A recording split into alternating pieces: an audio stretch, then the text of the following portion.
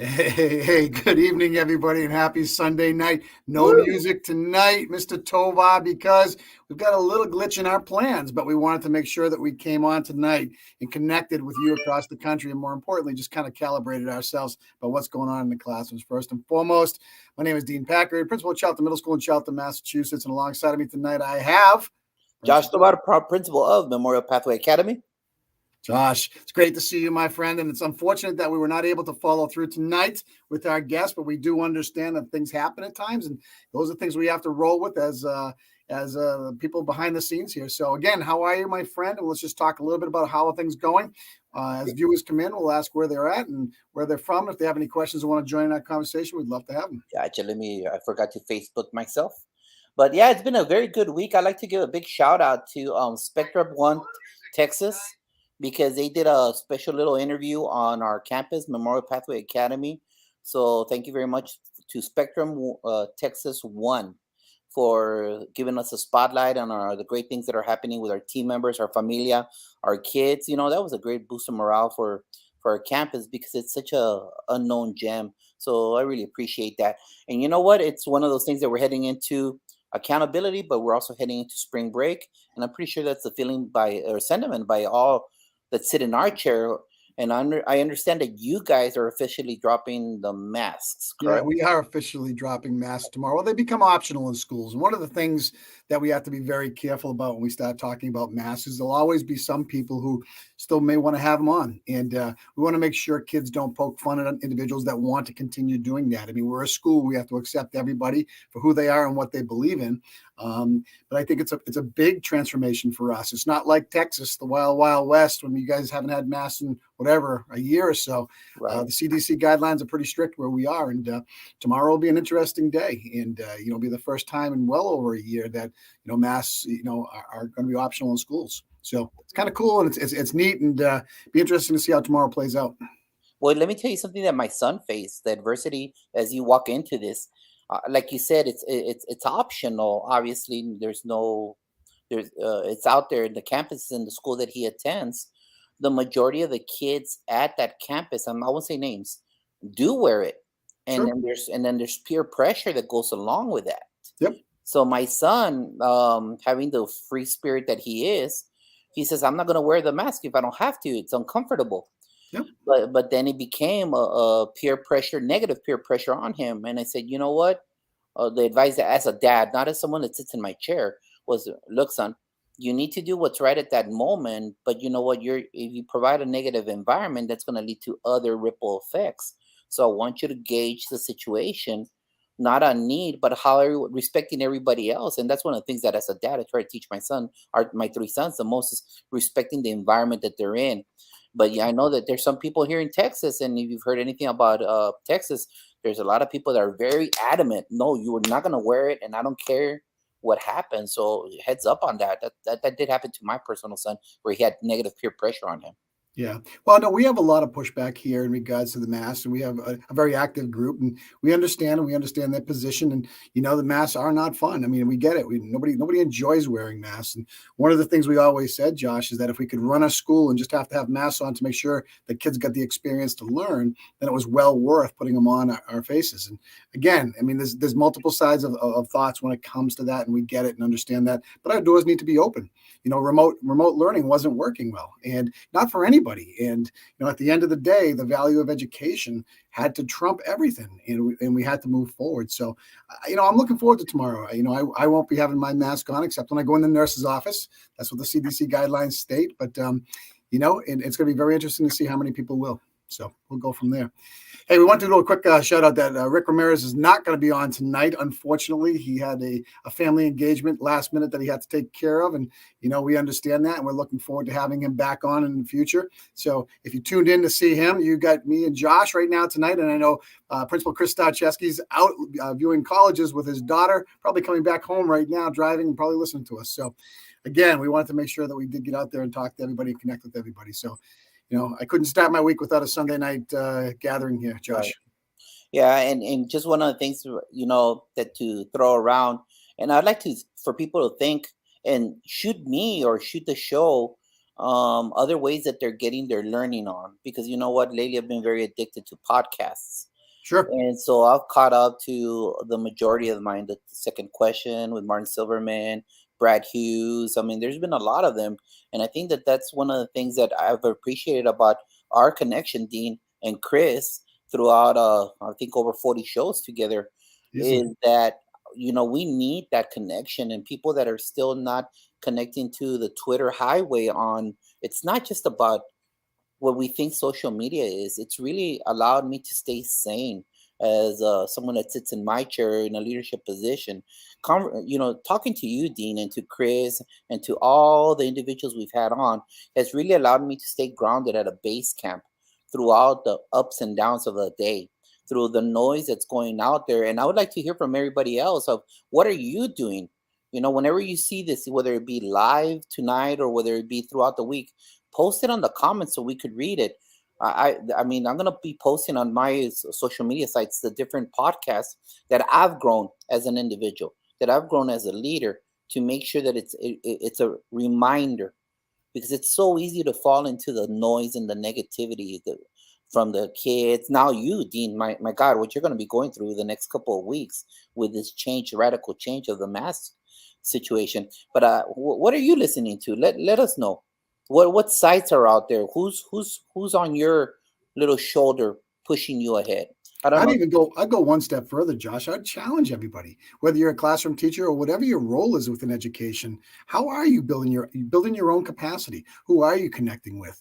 I know that from a leadership standpoint, our days are jam-packed. There's no doubt about that. But if you can't find time to be able to look around the corner and listen to somebody and try to gain further exposure to new ways, then guess what? You're kind of stagnant and you're not in that growing phase of leadership. And we've had some great people on. There's no doubt about it. And, one of the great individuals we've had on before, Evan Robb, and his book just came out, Aiming High. I loved it. And again, Chris and I had the opportunity to review that book, and I know we were in that. And it was a great honor to be part of that. It's just, these are the little things that you can do as you connect with people to be part of the bigger of making a difference out there. And, and it doesn't matter if you're a math teacher, a social studies teacher, science teacher, it doesn't matter. It doesn't matter. You don't have all the answers. Okay. And you'll be surprised what you will find if you're willing to turn over a couple of rocks and listen. And I love you said that, because look, remember, according to Martin, you and I are little babies in this business, all right? Right. Mr. 39. But you know what? I say this publicly a lot during faculty meetings. The longer I'm in this business, the less I know. Yeah. The less that I know, especially right now during COVID. There's so many variables being thrown out there. So please, I mean, people think, oh, well, I'm just a history teacher, or like Ursula said, oh, I'm during the red zone, I'm just a secretary. No, everyone's crucial, and we heard the beautiful stories on Thursday. You haven't seen the show on Thursday's Red Zone? Please go check it out, because we had people from custodial staff, from cafeteria managers, office staff, the teaching position, and you know what? They're all like minds, and that's what you need right now. We need it going into this last hurrah, which is the last quarter coming up, the fourth quarter, that we're together and we have that little positive voice on our shoulder saying, hey, we could do this, but we need to be able to hear it. It's good to hear it. Like right now, I'm addicted to Jeff in the principal leadership lab that we had, I believe, two Thursdays ago. And that's a great thing. And it says, doesn't matter who you are, we need to hear your voice. So talk to us. Let us know who you are. And when I say that, I'm not just talking about this show. I'm talking about as administrators. Hey, cafeteria, talk to us. We're visible. Hey, math teacher, first year teacher or 20th year teacher, talk to us. Let us know, because it's a we thing. It's a way of getting ahead, working together, because Corona's still going to be here. Now we're dealing with a world war. We're dealing with all the noise that's out there. How are we going to shelter our kids? They're barely shaking off Rona, right? And now they got to relive 1939 again. They got to relive the tanks rolling into Poland. So this is something that's amazing. I mean, talk about living history again. I don't know, how are you addressing everything that's going on, D? It's very difficult because it's happening in the moment. And again, our kids have been on vacation when it all kind of transpired. So, I think everybody's on, heightened alert, and everybody's thinking, and everybody's has their own feelings. But again, our social studies teachers will do a good job of connecting with the kids in class and talking about it and making it as real to them as they possibly can. Be there to answer questions. It's a really interesting time. There's no doubt about it. And being an ex-history teacher, you've nailed it right on the head. Okay, history happens right in front of our eyes all the time. And the old adage was, if you don't learn from history, you repeat history. And it's cyclical. So again, you can't control the players. You can only hope you can control the ideology and the belief that a free world has to exist. And most importantly, that everybody has a right to a voice, and that everybody has the opportunity to make their communities a better place to live, their schools a better place to learn. And us as leaders, we're the ones who are charged with ensuring that all that happens. So, you know what? Whether it's the mass not being on tomorrow, whether we're dealing with the Ukraine and Russia, what's going on, we're going to have emotions. There's no doubt about it. And you know what schools do? They open doors. They make kids feel comfortable. And if you do that, good things happen. Because I always say the best 6 hours of the day for some of these kids is when they're in school with people that really care about them. They're really true. And I don't mean that to knock families, because we have great families in our community as well. But these kids have to grow, and they've got to experience experiences. And just talking about things and allowing them to have a voice is everything. But our families, I mean, I know, but you know what? They have other kids, and right now they're still suffering the effects of this inflation that's going on. I thought it was a fake news, but I've gone into our local supermarkets, and the shelves are empty. There's a lot of historical situations going on, and yeah, our parents are dealing with so much. And I agree with you. It's about making our home, nuestra casa, a little Linus blanket where they feel comfortable and safe. And so it's crucial that we stay together, and we tell everybody else, hey, jump on board to whatever it might be, it might be, some kind of Twitter chat, Facebook, Jimmy Casas and Joe, what's his last name? The superintendent, Go Crickets. San Filippo. Yeah, exactly. They just started a podcast. It's all those things that we need to be hearing and say, validate our thoughts. Hey, we're okay. We're doing all right. It's that whole motivational aspect, because sometimes we are human, and we do take 2 steps back because of all the noise that's around us. So we need to hang on to each other. And we really like to hear from you. Everybody, let us know what you're listening to. Let us know what you're reading. Let us know what makes us a better, tighter community, because our PLNs are the things that make us grow as professionals. Yeah. At 30 year, you're 30. What are you? 30 years, Dean? 20. This is my 29th year in education. Okay, yeah. Both of those. Well, let's round up. Let's be right. Well, all we know is we're greenhorns still. It's all that matters. Thank you, Martin. So, but again, he's spot on, because you want to know something. If you don't go in every day thinking you can learn something, what good are you? You have to keep that open mind. I'm coming off a week's worth of not being in school, so I'm fresh. I'm ready to go. Writing my newsletter tonight to my faculty for tomorrow. This is all about being relaxed, rejuvenated, and ready to reconnect with kids, and ready to meet any challenges that come. And in education, luckily, you get those stop points where you can catch your breath, and it's not a bad gig. It's really not. And we've got probably the greatest job in the world with the most responsibility when it comes to helping kids remain balanced and allowing them to be inquisitive and curious, and really trying to shape and mold them. So, great things happen each and every day, and I'm excited for that. You talked about inflation. You talked to the kids about going into a grocery store and seeing the prices of products right now. What's that doing to the world? It's crazy. There's so much happening. It's nuts.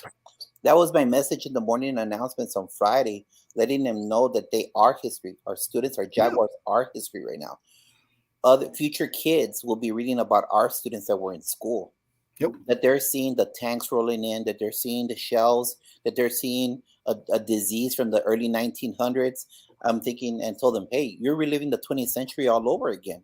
Yep. And you guys need to be aware, because this whole oil thing at $100, how does it affect you? It affects you because some of you are teen drivers.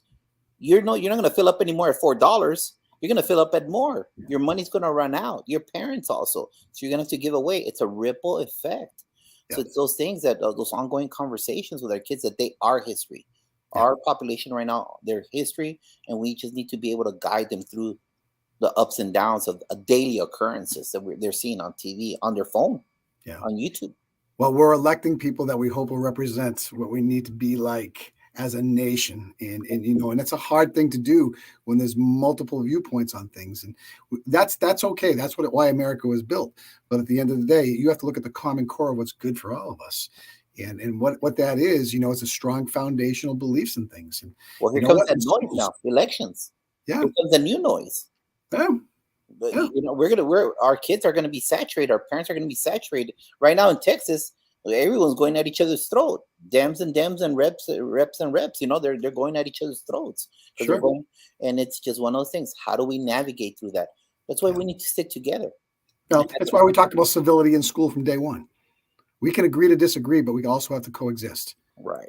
Most And we have definitely. to coexist and think about what's right for kids, and that's what we do. You know, Josh. You know, Sunday nights are generally filled with speakers, but I'll tell you what, it's great, obviously, to connect with you. You know, we're coming up on 16 minutes right here, and I just want to make sure we didn't have a Sunday night go by or we didn't have a chance just to talk to people and connect, and you know, bring Massachusetts and Texas a little closer together, and you know, just set the seeds for the week. You got it. Well, everybody, we'll see you on Thursday. Our red zone, the roundtable of administrators. Please reach out to us. Hey, we reach out to you guys, and sometimes you guys don't answer back. All right. It's okay, but they can be nervous though. That's why. DM Don't us. be Absolutely. nervous. You want to be on the show? You want us to celebrate your why? You want to get on there and talk about what you do? Let us know. We'll bring you on, especially on the red zone in the moment. That's all about. That is all about just connecting and understanding greatness within the hallways, within the classrooms, within anything you have anything to do with education whatsoever. Awesome.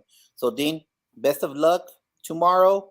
I Thank know you. you're gonna have some obstacles. You know, sending out warm blessings to you, to your staff, to everybody Appreciate there. that. Blessings to different parts of the world right now to make sure that they have peace as soon as possible, and most importantly, to all our educators, from the cafeteria staff to the secretaries to our security officers, instructional aides, team members in the classroom. Everybody, we love you. We care about you. You're doing awesome things. You're Yep. doing the Lord's work, and blessings to you, all of you. You know what? We're in this together. We care about you, and come on, reach out to us. Let us know what you're doing to stay sane. We could learn from. Let us know. Dean, God bless you. Have a great Sunday.